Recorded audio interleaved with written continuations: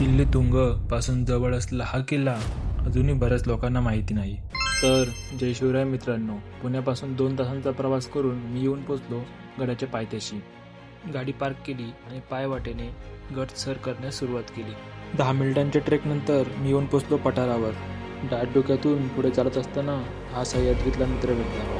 त्याला बाय बोलून मी माझा पुढचा प्रवास चालू केला. तसंच पुढे चालत गेलो आणि राजमुद्रा नजरेस पडली. मग किल्ल्यावर जाण्यासाठी राजमुद्रेच्या डाव्या साईडला असलेल्या वाटेने वर गेलो.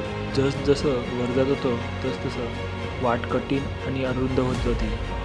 तसंच पुढे वर जात गेलो तशी वाट कठीण होत गेली. कठीण टप्पा पार केला आणि पुढे येऊन पोचलो जखामाता मंदिराजवळ. मंदिराच्या साईडला असलेल्या सीडीने गडमाथ्यावर गेलो. पण असलेल्या दाट डोक्यामुळे फारसा परिसर काही दिसत नव्हता. तर अशाच गड किल्ल्यांचा वारसा जपूया आणि भेटूया एका नवीन भटकंतीत. तोपर्यंत जय शिवराय. अशाच अजून भटकंतींसाठी व्हिडिओला लाईक आणि चॅनलला सबस्क्राईब करायला विसरू नका.